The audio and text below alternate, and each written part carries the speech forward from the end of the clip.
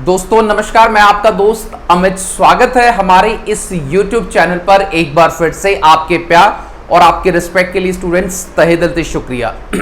तो गाइज आज की इस वीडियो के अंदर हम लोग बात करेंगे। अक्सर मेरे पास बहुत सारे कमेंट्स आप लोगों के या काफी स्टूडेंट्स के आते रहते हैं कि सर हम हरियाणा की यूनिवर्सिटी से अपना ग्रेजुएशन, अपना bachelor of education first year या फिर सेकंड ईयर या बाकी कोई और कोर्स भी कर रहे हैं, तो वहां हरियाणा की जितनी भी यूनिवर्सिटी है, चाहे वो सेमेस्टर में एग्जाम दे रहे हैं, चाहे वो ईयरली बेसिस पे एग्जाम देते हैं, तो वहां पर एक 16 नंबर का जो क्वेश्चन है वो अमूमन एग्जाम के अंदर आता है, चाहे सेमेस्टर का है या ईयर का है, चाहे बीएड का है, बाकी किसी और का है। तो वहां पर बच्चे काफी कंफ्यूज हो जाते हैं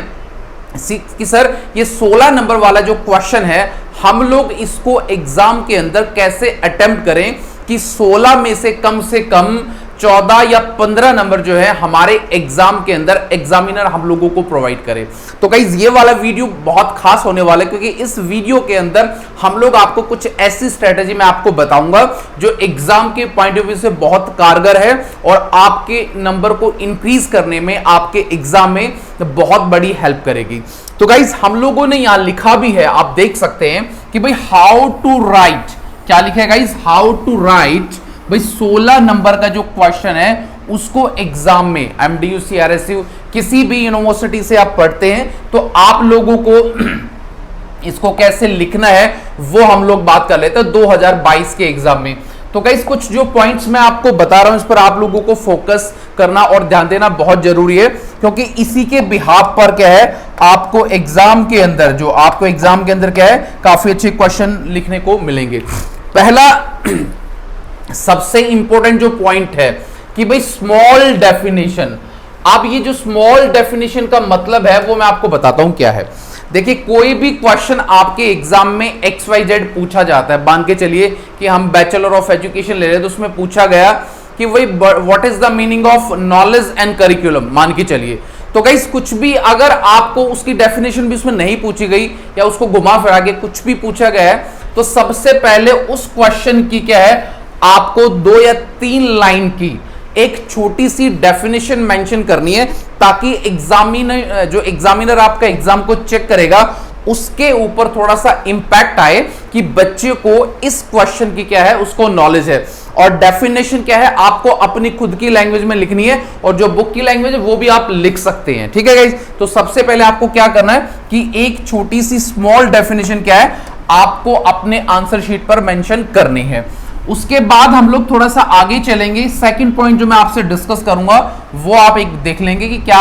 पॉइंट है। सेकंड जो पॉइंट है गाइस वो है आपका 10 to 50 पॉइंट्स। देखिए कोई भी क्वेश्चन आप 16 नंबर का लिखते हैं तो कम से कम 10 या उससे ऊपर 15 आपके मिनिमम और मैक्सिमम, मिनिमम आपके 10 और मैक्सिमम आपके क्या है 15 जो पॉइंट्स हैं वो आपकी आंसर शीट पर होने चाहिए, यानी कि हेडिंग के रूप में भाई इसको आपको क्या इलेबोरेट करना है, यानी कि 10 से 15 पॉइंट क्या है आप लोगों को बनाने हैं, ताकि आपका जो आंसर शीट है एग्जामिनर को थोड़ा सा अट्रैक्टिव लगे और वो आपके एग्जाम को थोड़ा सा एक हैप्पी मूड में क्या है वो उसको पढ़े।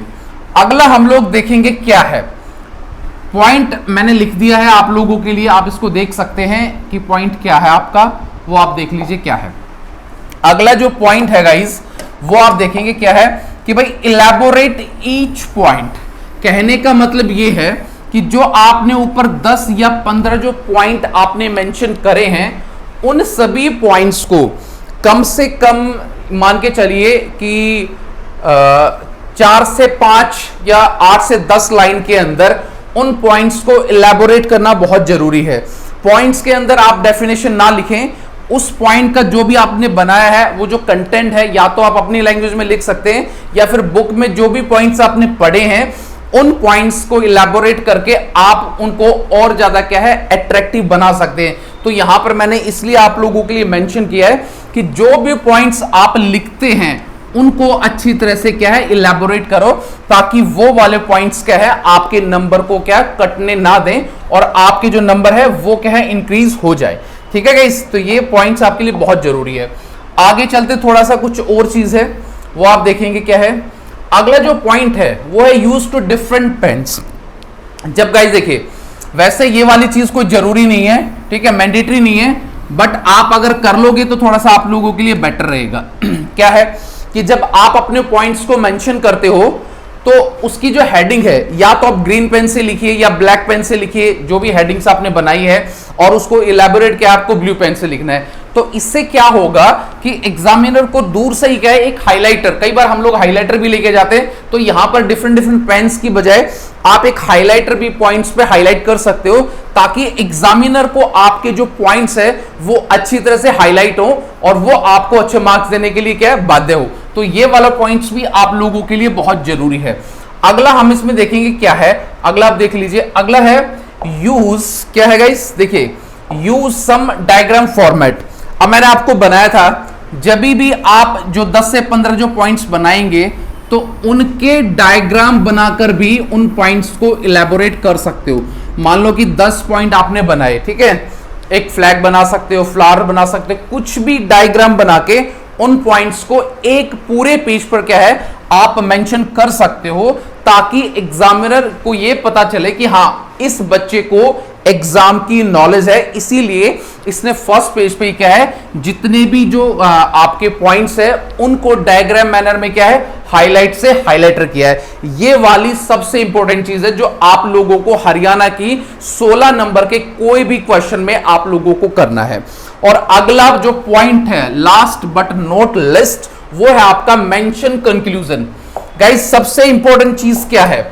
जब आप लोगों का एग्जाम जब आप देंगे और 16 नंबर के क्वेश्चन को आप फिनिश करेंगे, तो सबसे इंपॉर्टेंट चीज क्या आती है आपकी कि भाई मेंशन कंक्लूजन, सारी चीज बता के उस बात का निष्कर्ष निकालना, उस बात का कंक्लूजन निकालना, वो भी एग्जामिनर के ऊपर, जो आपका एग्जाम को चेक करेगा, उसके ऊपर एक पॉजिटिव क्या है, इंपैक्ट डालता है। तो गाइज, ये सारी की सारी जो स्ट्रेटजी मैंने आपको 2022 के एग्जाम के लिए आज बताई है, आपके लिए रामबाण सिद्ध हो सकती है, बट आपको थोड़ा सा ध्यान देना अपने कंटेंट पर, थोड़ा सा ध्यान देना अपनी हैंडराइटिंग पर, और जो जितने भी पॉइंट्स मैंने आपकी इस वीडियो के अंदर कवर करने की कोशिश की है, अगर आप इस हिसाब से अपने एग्जाम को देते हो, चाहे सीआरएसयू बच्चे हैं, चाहे एमडीयू के हैं, कुरुक्षेत्र के, सीडीएलयू के हैं, चौधरी रणवीर सिंह है, कोई भी यूनिवर्सिटी हरियाणा की, अगर इस हिसाब से आप अपने एग्जाम को मेंशन करेंगे या उसको इस फॉर्मेट में लिखेंगे,